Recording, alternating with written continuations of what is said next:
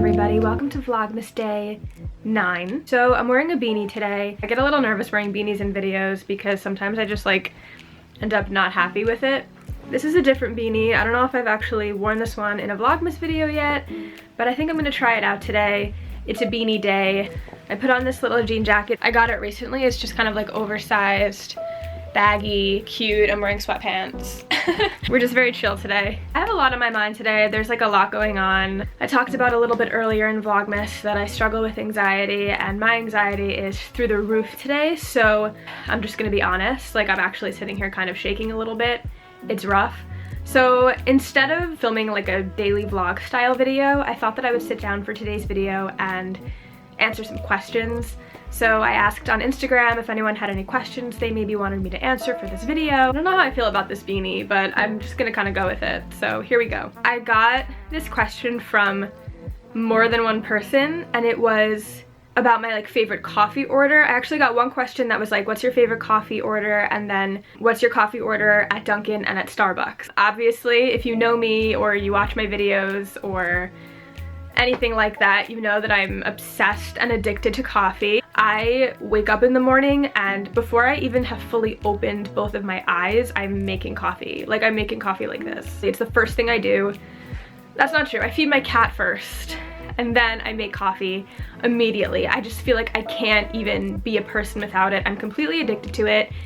It's horrible, but also I love it. So yeah, so when I'm making it at home, the go-to way is to just use the Nespresso and put some Coffee Mate hazelnut creamer in it. That's my absolute favorite. It's my favorite taste. I've been putting hazelnut creamer in my coffee for as long as I can remember. Is it snowing? If I'm going out to get coffee, right now, the current thing that I will usually get is an iced latte with oat milk or a hot latte with oat milk. I'm really into oat milk right now. For a while, I was very into soy milk and I was always getting soy milk. But ever since I have been introduced to oat milk, there's just no going back for me. I'm an oat milk person now. But usually, or at least the Starbucks near me right now, they don't have oat milk. So if I'm going to Starbucks, I will usually either get an iced latte with soy milk or just a regular latte with soy milk. And then Dunkin' Donuts, I get less. I feel like I go back and forth, but from Dunkin' Donuts, they have oat milk now too, so I'll get a latte. Sometimes I put like caramel flavorings in it. I love that I immediately got a ton of coffee questions. You guys know me so well. I love coffee. I'm using some natural light, so the light's probably gonna change a little bit here and there. Sorry. So another question was if I prefer Dunkin' or Starbucks. I think I'm always just gonna have to pick Starbucks. So my friend Rachel said, how much do you absolutely adore me? Scale from 1 to 10. Scale from 1 to 10, I would probably have to say 1,000,000. Like 10 doesn't even cover it. The light is going in and out. I'm really sorry, guys. We're doing the best we can. I feel like Vlogmas so far has just been me apologizing. We're doing the best we can. Next question. If it's not too personal to ask, have you ever had to deal with internalized homophobia or compulsory heterosexuality? It freaking sucks, and I was just wondering if you have too. Oh, yes. Internalized homophobia, absolutely. I didn't even like realize that I was gay until I was in my very, very early 20s, like maybe 22-ish. So that was a long time. Like, all of my teenage years were filled with internalized homophobia. I was so afraid to be gay. I have made a lot of videos, I think, talking about my experience with my sexuality. I've made like a coming out video, and I think I've talked about it a lot, but for me, growing up, there was not much representation, and everything around me was pretty much one way, and that was just the way that I thought that it was, and I, from the start, so clearly wasn't fitting into any of it. And so I just spent years and years of my like adolescent life, my teen years, into my early 20s just thinking that I was broken and feeling like there was something deeply, deeply wrong. The internalized homophobia was very, very present throughout my early years. I think when you grow up as a lesbian and you are not fully self-aware or you are keeping it to yourself, there's a lot of guilt that I felt. There's a lot of shame that I felt.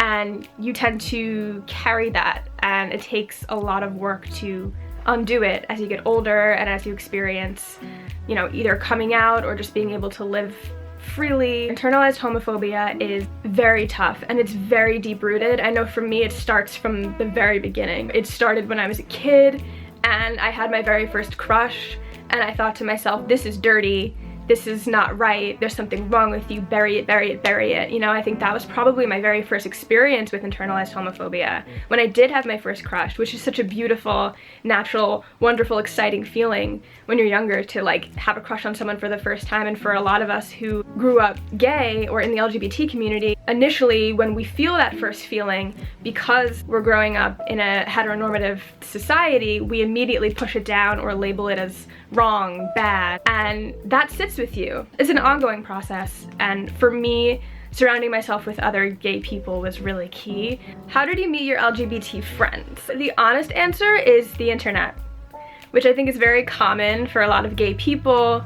If you're growing up in environments that feel isolating, I think it's a very common experience to reach out to the internet to find support and community, and that was really huge for me. So I met my best friend in the entire world through the internet, the majority of my LGBT friends through social media, and then I think, you know, once you become friends with someone, then you become friends with more people, and you start to meet more people, and you're able to kind of build community that way. That shared experience just immediately brings you together, and I got really lucky. I have so many amazing friends in the community who just like love and support each other endlessly, and it's wonderful and it's beautiful. I wish that there was some like big crazy story, but there's really not. It was really just social media. It was just me feeling like lonely and scared and isolated and reaching out, using my resources to reach out and say, I need to talk about this. Can anybody relate to what I'm feeling? And then that led to, like,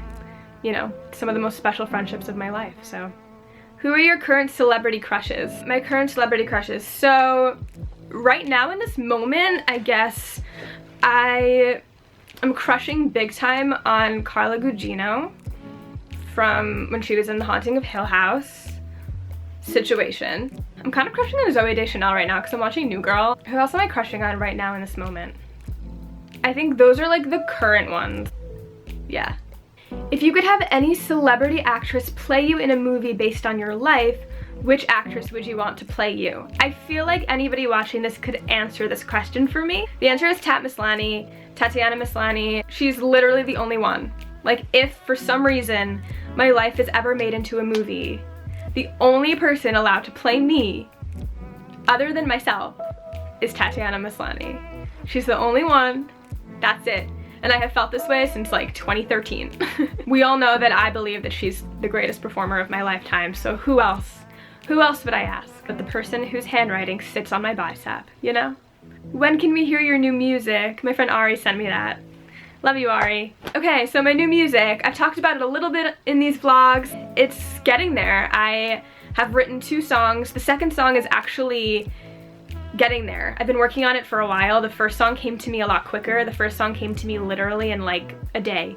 Like, I was sitting with the guitar and it actually felt kind of magical. It just hit me and I wrote it in like a single day. The second song, because my plan is to release 2 singles next year, the second song has been taking me a while. I wrote a chorus that then started to feel like a verse, and then I was struggling to find the chorus.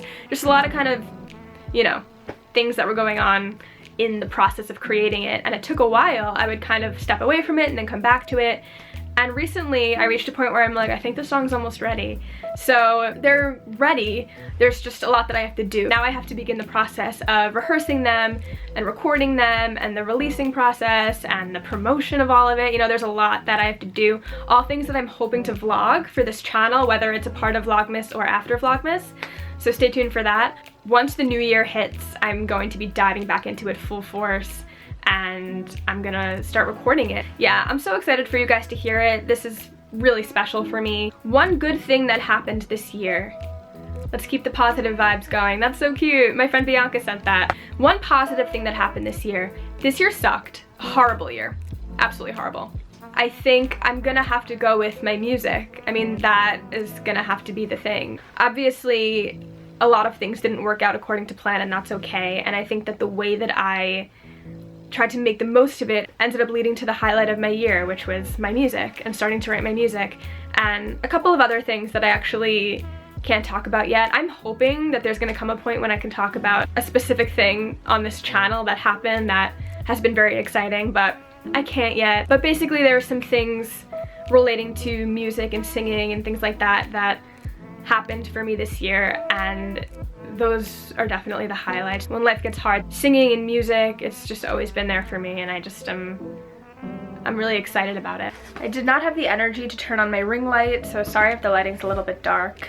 You can see my shadow. But before I end this video, obviously I'm gonna sit down and open up my advent calendar. This is day 9. When I commit myself to something, we're gonna see it through, so you will see this probably with every video. It's a rectangular shape. I'm gonna say Twix. This is not focusing. All right, let's see. Not only is it Starburst again, but it's also too red again, so this advent calendar is not the biggest fan of me. I mean, I don't know. Are there people out there whose like favorite Starburst is red? I would love to know. I'm curious. They were never my favorite. There we go, right in the corner. This is really going in and out of focus right now.